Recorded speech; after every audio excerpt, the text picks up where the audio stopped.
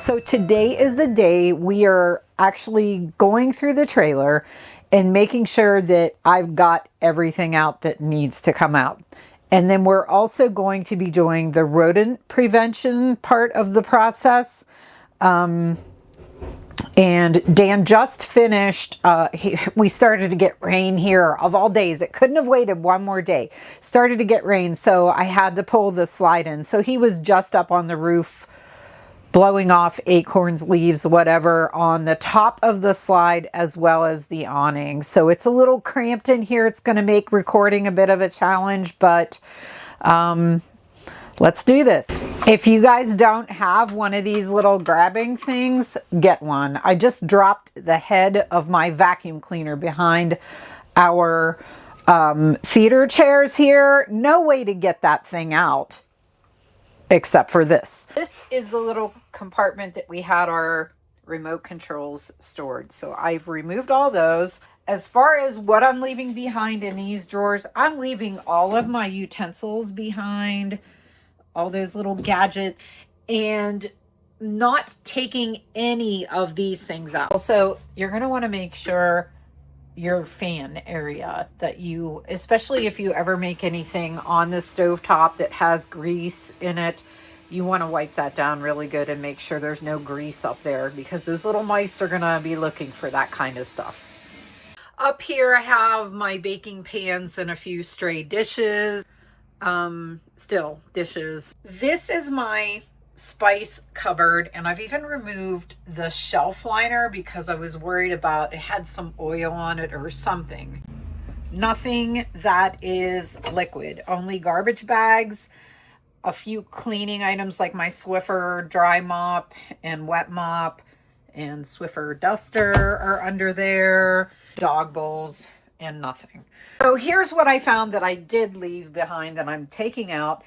In this little bin here, I have, these are Swiffer heads for like dusting and Swiffer dry mops. The reason I'm taking that out is because it looks like a nice bedding material for rodents. And then over here, these are my wet mops. Taking those out because any cleaner that has a liquid quality to it, you want to remove that. You don't want to leave any kind of cleaner behind that could freeze and thaw. So in our bathroom, I have nothing in the cabinets in there at all. Not a thing. I emptied all the cleaners, toiletries, toilet paper, everything is gone. They are completely bare. All right, here's what I'm leaving behind in this closet storage. So that bin has rainy day activities, and to the right of that is a shelf that fits on the arm of the couch. My step stool, an extension cord will be fine in here, and the grabber and a bag. In our junk drawer, I've taken out all the batteries. I've taken out tape because tape, the adhesive can be ruined with the freeze and thaw process. So I have only left in items that will not be affected by freeze and thaw. And then this drawer is empty. Items that I'm taking in for winter that were in that closet. This is my fruit and produce organizer. These have batteries in them. These switches, by the way, don't buy these things. They are absolute garbage. I had my portable space heater, some paper towels. There was some bottled water up there. So for our TV cabinet, I have left nothing in there except for a book and a random notepad. I've also gone ahead and unplugged the TV. As far as what was left inside, I'm taking in our fire starters. I don't really think that they would be harmed by the cold, but if I don't know for sure, I just take it out. So that's the fire starters. We also have a couple bug candles because bug candles will often have essential oils in them, and the freeze and thaw process can damage those. I had one of these emergency lanterns that's battery operated. We'll take those inside and use them if we need to over the winter months. And then this is our old school DVD player. All right, for my underbed storage, I'm just leaving in the Grand Design bag that has my various owner's manuals, buckets, extension cords. These are tools that Dan said are okay to leave in here over winter. That is an unused water filter. This is an unused water pressure regulator. The one that I've been using all camping season is going inside. No tape. I've also removed flashlights, emergency lights that are battery powered, some more of the bug candles. On this side, we have our dogs folding crates, and that bin is what we keep the dog toys in. And above the bed in that storage, absolutely nothing. In here, these are just the hanging, well, one of the hanging storage things that we had for our clothes and various tote bags that we take with us when we're camping. In here, just a pair of reading glasses, and it's empty. And I think this bottom one, yep, the bottom one just has some charging cords and charging bricks.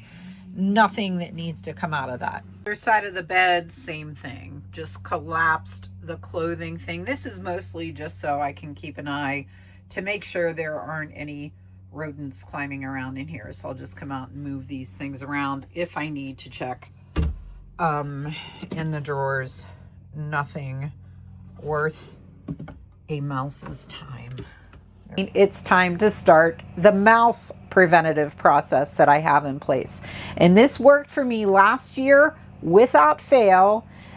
I am not about to change the process. If it works, I am not going to change it.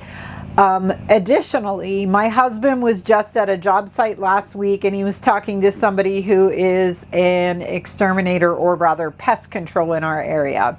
And he mentioned to him just casually, you know, that we sometimes get mice in our garage or our basement or in the crawl space to the attic. And without being prompted, this guy told him, you should try peppermint oil. And that's exactly what I used in the RV last year. It has worked amazingly. We've started using it in the house, and it's actually been doing a great job of keeping the little critters out of the attic, out of the basement, out of the garage. There is a catch here, though, something that you have to be certain of if you're going to try this process, that you're going to be using 100% peppermint oil. You don't want to buy something that has peppermint oil as an added ingredient, because it likely will not be as effective. I will post a link to the kind that I get, and it is 100% peppermint oil. The thing that I also like about this, it comes with a spray nozzle. So like in our garage, Dan just screws a spray nozzle on this and just goes through and sprays it throughout the garage. And it, of course, is like an overpowering peppermint smell. The other thing, this is the part that I like to use. It comes with a glass dropper. And what I do is I make little peppermint bombs, I call them, because it just completely bombs the area with the aroma of peppermint, and it keeps the mice away. And I'm going to show you what I use to do this. First, I have these plastic lids that I bought at Walmart. These are meant to be used on canning jars. So I use these, and I usually put in some cotton balls or these cotton rounds that you get for like using astringent on your face or whatever, and just put that down in the bottom. My dropper, and that's probably about halfway full. So then I just squeeze that in there and saturate the cotton round. And then I put these all over the trailer. I will put them on the countertops, on floors, on areas where the critters might come in, like specifically around the slide, because we all know that slides are not airtight. They're not completely weatherproof. So those will be areas that I will put this around. Put them in the bathroom. I put them in the cabinets in some areas. I'll set one in the refrigerator.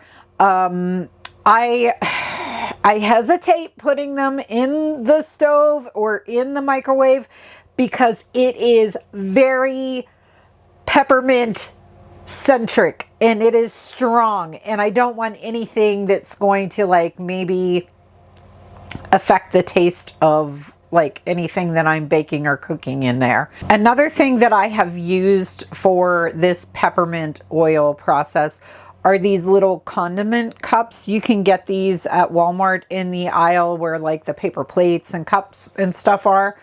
Whatever you're using, you want to make sure it's going to offer protection for whatever surface you're putting it on, whether it's the floor in your RV, the countertop, the table, whatever. You want it to be protected from that peppermint oil because it is an oil. It does have the potential to stain a surface or possibly damage it. Now, the last step in my mouse prevention routine is sealing up any gaps or openings using a combination of steel wool and stainless steel mesh. I'm not trying to make the RV airtight here because let's be honest, RVs just are not airtight. There will always be little nooks and crannies where critters could get in. The goal is not perfection, it is prevention. If you've already removed food sources in major RV, a little less appealing as a hangout spot for mice, this step is simply an extra layer of protection for you. The kit I'm using makes this whole process pretty simple. It comes with everything you need: 3 rolls of superfine steel wool, a roll of chew-proof stainless steel mesh, and tools of the trade, which are gloves, scissors, and even a wooden stick to help push the wool into deep or narrow gaps. What I like about this setup is that it uses dual layer protection. The steel wool is perfect for stuffing into irregular gaps and weird shaped openings, places where rodents might try to squeeze through. Then the sturdy mesh goes over the top to add structure and long-term durability. Together they create a really strong barrier that helps block mice, insects, and other pests from getting through, especially around plumbing penetrations, vents, or wall cracks. And like I said, the kit also includes the right tools for the job. The wooden stick makes it easy to press the steel wool exactly where it needs to go. The gloves will save your hands from getting scratched up on the mesh.